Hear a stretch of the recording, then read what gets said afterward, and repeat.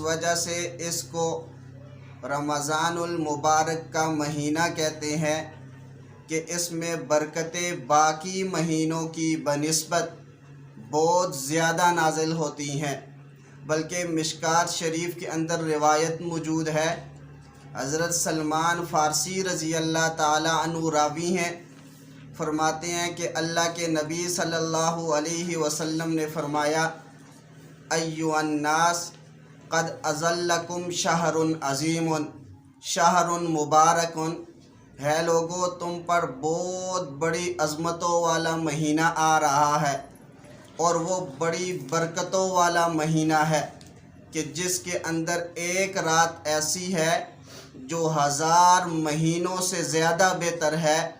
تو فرمایا اگر کوئی شخص اس رمضان المبارک کے مہینے میں ایک نفل ادا کرتا ہے، چاہے وہ مرد ہے یا عورت، ایک نفل ادا کرتا ہے تو ایک نفل کا ثواب ایک فرض کے برابر دیا جاتا ہے، اور اگر کوئی شخص، کوئی مرد اور عورت اگر ایک فرض ادا کرتی ہے تو ایک فرض کا ثواب 70 فرائض کے برابر دیا جاتا ہے۔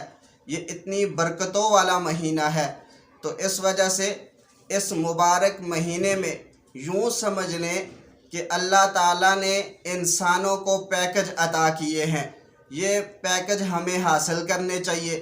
اس مبارک مہینے میں اللہ تعالیٰ کی جانب سے رحمتیں نازل ہوتی ہیں، تو ان رحمتوں کو ہمیں حاصل کرنا چاہیے۔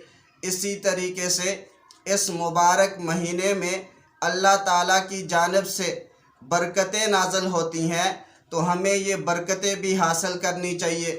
بلکہ صحیح بخاری کے اندر روایت موجود ہے، حضرت ابو ہریرہ رضی اللہ تعالیٰ عنہ راوی ہیں، فرماتے ہیں اللہ کے نبی حضرت محمد مصطفیٰ احمد مجتبیٰ صلی اللہ علیہ وسلم نے فرمایا، اذا دخل شہر رمضان، جب رمضان کا مبارک مہینہ آتا ہے، فتحت ابواب السماء، آسمان کے دروازوں کو کھول دیا جاتا ہے، اور ایک روایت میں ہے فتحت ابواب الجنہ، جنت کے دروازوں کو کھول دیا جاتا ہے، وعلقت ابواب جہنم، جہنم کے سب دروازوں کو اللہ تعالیٰ بند فرما دیتے ہیں، وسلسلۃ الشیاطین، اور شیطانوں کو جگڑ دیا جاتا ہے۔ یہ صحیح بخاری کی روایت کے الفاظ ہیں، اور طبرانی کی روایت کے الفاظ میں تھوڑا سا اضافہ ہے، اس میں ہے وسلسلۃ مردۃ الشیاطین، وہ شیطان جو سرکش ہوتے ہیں ان کو جکڑ دیا جاتا ہے۔ اب دیکھیں یہ کتنی رحمتوں والا مہینہ ہے کہ اللہ تعالیٰ اس مبارک مہینے کی برکت سے اللہ تعالیٰ جنت کے تمام دروازوں کو کھول دیتے ہیں اور جہنم کے تمام دروازوں کو بند کر دیتے ہیں، اور وہ شیاطین جن کی وجہ سے ہم فتنوں میں پڑتے ہیں، ہم گناہوں میں پڑتے ہیں، تو ان شیاطین کو اللہ تعالیٰ قید فرما لیتے ہیں، تاکہ یہ میرے جو بندے ہیں، یہ مبارک مہینہ ایسا ہے کہ اس کے اندر میری رحمتوں کا نزول ہوتا ہے۔ اس مبارک مہینے میں اللہ تعالیٰ کی جانب سے برکتوں کا نزول ہوتا ہے، تاکہ یہ میرے یہ جو بندے ہیں یہ اس برکتوں سے، ان برکتوں سے خالی نہ جائیں، ان برکتوں کو حاصل کریں۔ تو اس وجہ سے ہمیں چاہیے ہم اس مبارک مہینے میں اللہ تعالیٰ کی ان برکتوں کو حاصل کریں، اللہ تعالیٰ کی رحمتوں کو حاصل کریں، اللہ تعالیٰ کو راضی کرنے کی کوشش کریں۔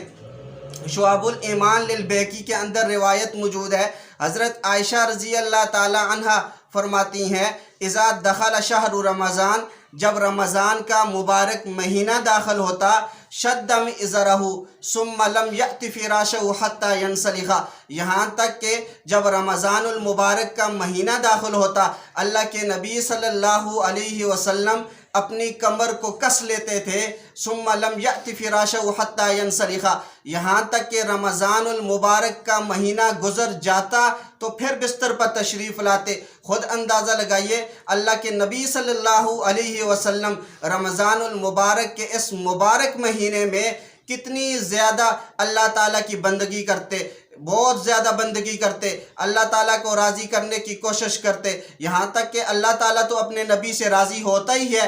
بہرحال پھر بھی اللہ کے نبی صلی اللہ علیہ وسلم اس کے باوجود بھی اللہ تعالیٰ کی بندگی بہت زیادہ فرماتے تھے۔ تو اس وجہ سے ہمیں بھی چاہیے کہ ہم اس مبارک مہینے میں اللہ تعالیٰ کی بندگی کریں۔ فرائض تو ہم نے ادا کرنے ہی کرنے ہیں، وہ تو ہمارے ذمہ فرض ہے، اس کو تو چھوڑنا ہی نہیں ہے، سنت تو ادا کرنے ہی ہے۔ باقی رہے نوافل، تو نوافل کا اہتمام کیا جائے، نوافل کو پڑھا جائے۔ اسی طریقے سے تہجد کی نماز ہے، تہجد کی نماز میں اللہ تعالیٰ دعاؤں کو قبول فرماتے ہیں، تو اس وجہ سے تہجد کی نماز کا بھی اہتمام کرنا چاہیے۔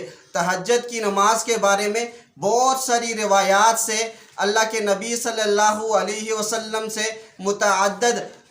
متعدد رکعات منقول ہیں۔ بعض روایات سے 4 بھی ثابت ہیں، 6 بھی ثابت ہیں، 8 بھی اور 10 تک کی روایات اللہ کے نبی صلی اللہ علیہ وسلم سے منقول ہے۔ یہ بات ذہن نشین فرما لیں، تہجد کی نماز کا افضل جو وقت ہے وہ آدھی رات کے بعد شروع ہوتا ہے، آدھی رات کے بعد وہ شروع ہو رہا ہے۔ اور اگر کوئی شخص یعنی کہ سو کے اٹھے پھر جا کے تہجد کی نماز ادا کریں، اور اگر کوئی شخص، کوئی مرد اور کوئی عورت ایسی ہے کہ اگر عشاء کے بعد وہ لیٹ سونے کی عادی ہے یا پھر عشاء کے بعد وہ نوافل پڑھتی ہے اور نیت تہجد کی کر لیتی ہے، اللہ تعالیٰ اس پہ بھی تہجد کا ثواب اسے عطا فرما دیتے ہیں۔ تو اس وجہ سے رمضان المبارک کے مہینے میں ہمیں تہجد کا اہتمام کرنا چاہیے۔ بلکہ حضرت عائشہ رضی اللہ تعالیٰ عنہ سے ہی صحیح بخاری کے اندر روایت موجود ہے۔ حضرت عائشہ رضی اللہ تعالیٰ عنہ فرماتی ہیں، ما کان رسول اللہ صلی اللہ علیہ وسلم یزید فی رمضان ولا فی غیری علی 11 رکعتا۔ اللہ کے نبی حضرت محمد مصطفیٰ احمد مجتبیٰ صلی اللہ علیہ وسلم رمضان یزید فی رمضان ولا فی غیری، رمضان اور غیر رمضان میں 11 رکعتوں سے زیادہ نہیں پڑھتے تھے۔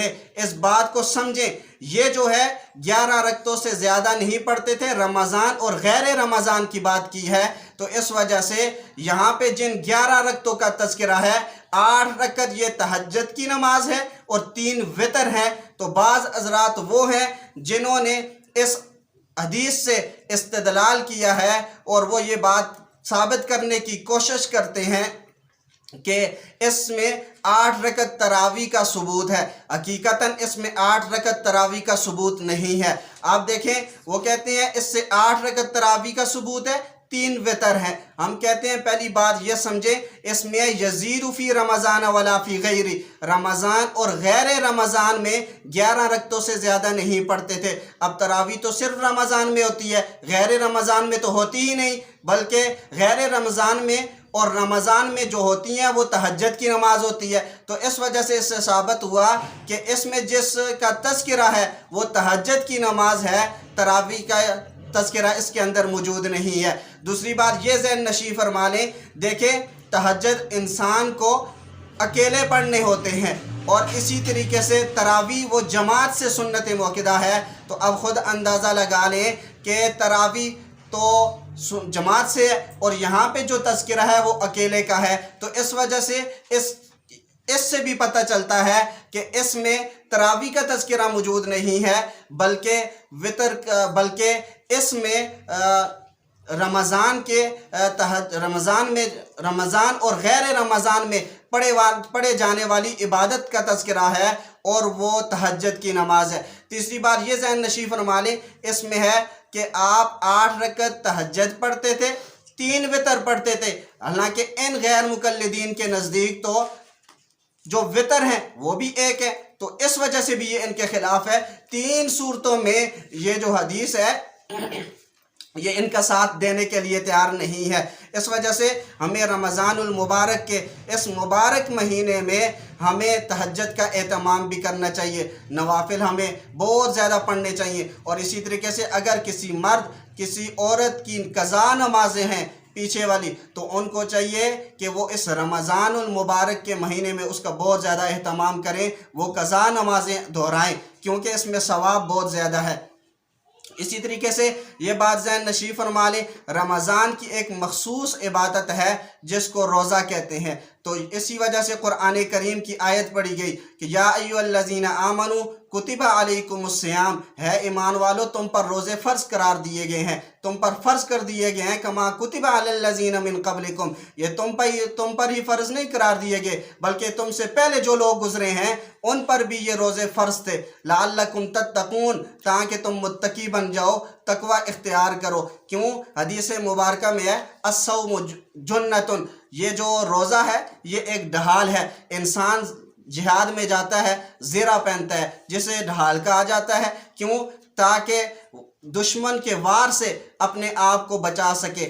جب زیرہ پہنی ہوگی دشمن کے وار سے بچے گا، تو اس وجہ سے روزہ بھی ایک ڈھال ہے جو انسان کی خواہشات نفس امارہ کی خواہشات سے انسان کو دور کرتا ہے، انسان کی خواہشات کو ختم کرتا ہے۔ جب انسان کی خواہشات ختم ہوں گی تو انسان گناہوں سے بچے گا، جب گناہوں سے بچے گا تو اللہ تعالیٰ اس کو جنت نصیب فرما لیں گے۔ اور ایک طریقے سے یوں بھی سمجھ لیں کہ الصوم جنۃ، روزہ ایک ڈھال ہے، کیا مطلب؟